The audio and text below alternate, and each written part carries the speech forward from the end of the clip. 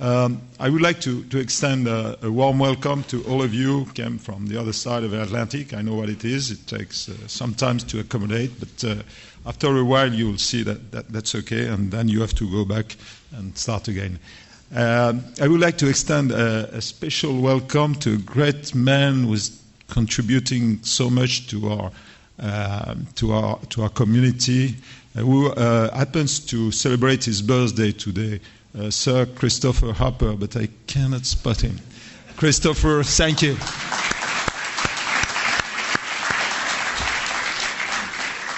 It happens that we gather a few people to celebrate that with you.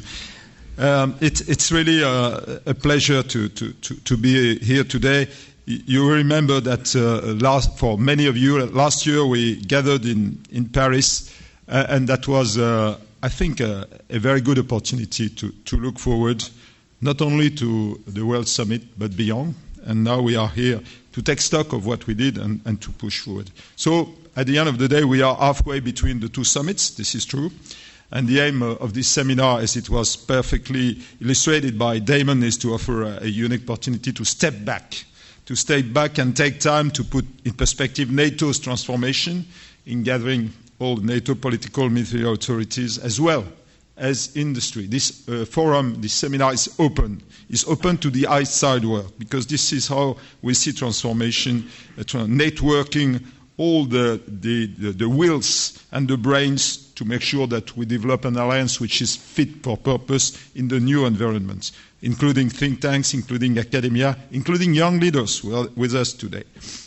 1 year ago, the NATO Transformation Seminar in Paris was particularly timely, as major crises were underway, eastern and southern borders already. Our discussions proved very valuable, preparing the World Summit. And I just remember that we stress the necessity of rebalancing the core tasks of NATO while highlighting their complementarity, I would say their close interaction. Collective defense, crisis management, and cooperative security is still very relevant. We emphasize the necessity for NATO forces to be adequately prepared and trained, to be able to answer to the whole spectrum of missions covered by the strategic concept, and the necessity to re-energize readiness and responsiveness to face rapid development of threat in crisis. In fact, most of our conclusions fueled the design of what we have today, the Readiness Action Plan, which we are developing, and I can tell you that we are putting a lot of effort alongside and in full cooperation with Secure to deliver you the best product, the most relevant product, the most useful product. This year's seminar aims to carry on supporting the efforts undertaken by our Secretary General and our nations to complete the task given by our head of states and governments at the World Summit. It should help to develop a set of deliverables, obviously, for the Warsaw Summit next year, and look beyond Warsaw as well, because we cannot stop. We have to look forward if we want to prepare this alliance for the best. So, while implementing the Readiness Action Plan, we must keep in mind the objectives set forth in the previous summits with NATO Forces 2020 as a key milestone, and I think that we must start developing longer-term perspectives, because the future will not wait for us.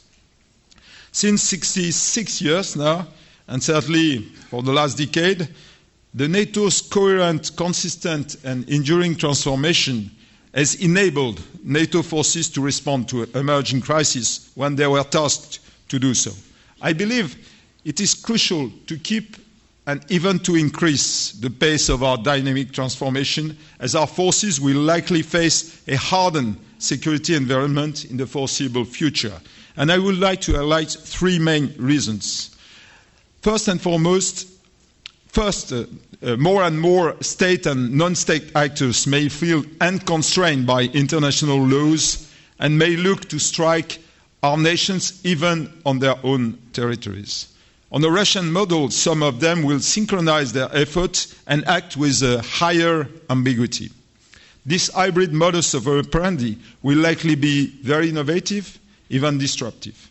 Second, our adversary may trigger swiftly simultaneous and diverse crises to challenge our planning, preparation, and decision-making process, putting also at risk the solidarity of the alliance. Last but not least, our opponents will deploy more and more new technology, anti-access, anti-area denial weapon system to threaten our forces in their strategic, operational, and tactical depth and challenge the ability of the alliance to reposture. For adapting our forces to cope with these mid- and long-term threats, I would stress 5 guiding principles, which, by the way, ensure from our recent strategic future framework for alliance operations. First, and they will be very familiar to you, hopefully. First, to make any appropriate decision in every single operation, there is a permanent need to improve our strategic awareness through information sharing, joint intelligence building, real-time surveillance and reconnaissance capabilities, and not to forget the indispensable human expertise. In looking into the future, a reliable strategic awareness is not an option, but a prerequisite. Second, in this future operational environment, our forces have to remain what I will call the first strategic shock absorber.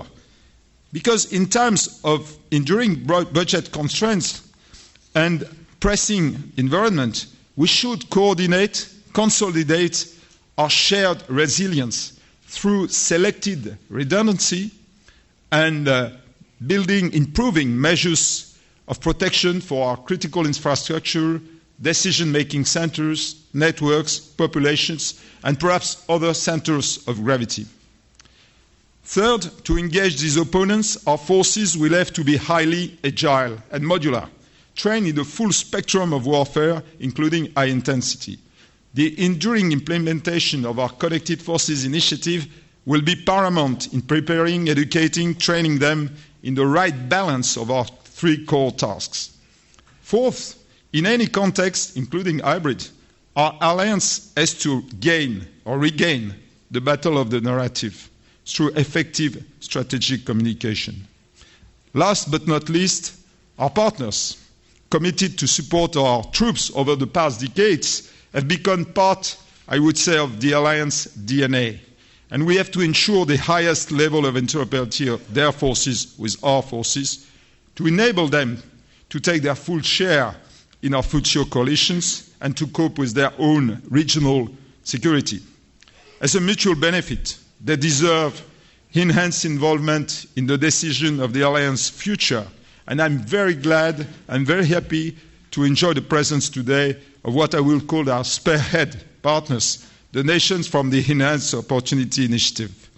We welcome as well the presence of our key strategic partner, the European Union, which stresses the progress of our common endeavor, even if there is obviously room for permanent improvement.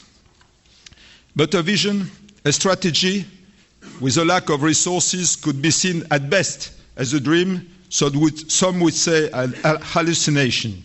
So reaching first the NATO forces 2020 milestone depends on our ability to address right now the long-term effects of the post-Cold War budget cuts, the peace of dividend mindset, which have, and we must recognize that, severely impacted the preparedness, the serviceability of our equipment, the logistic support, and the modernization of our capabilities. And that already confronts us with a fundamental question on how the alliance would face simultaneous emerging threats enabled by the most modern technologies.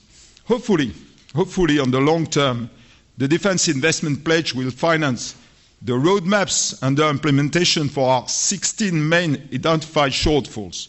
But we cannot wait. It is our duty to provide pragmatic, short and middle-term answer. We may have to prioritize the filling of temporary gaps in our strategic posture. And this is our role as NATO military authorities to provide you strategic options and related risk assessment. But yet, to be relevant, they need a clear and shared understanding of the objectives, which stresses, again, the importance of the upcoming political guidance, both for the short term, but for the long term as well. To mitigate capability gaps, we have a good news. We can capitalize on our multinational cooperation projects wherever they stem from. Smart defense, European pooling and sharing, framework nations, regional groupings. And some of those projects are almost completed and need only a last push to be delivered.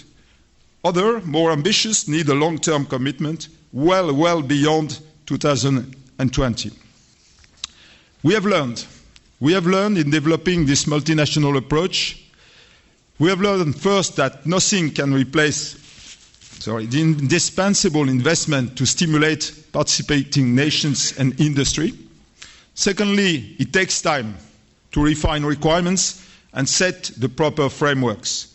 And last but not least, it offers a unique opportunity to innovate and take the full benefit of the conjunction of new technologies, new concepts enabled by the connection of wills and brains. And I truly believe from this experience that the Alliance has the ability, and I would say the requirement to bolster innovation as a key enabler to unleash the full potential of our skilled men and women and encourage their creativity.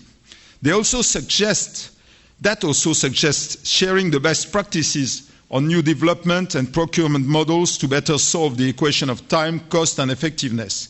The superiority of our forces will depend as well on their ability to adapt our concept and identify potential disruptive technologies in close coordinations with science and technologies, private world, organizations, industry, think tanks, academia, many players.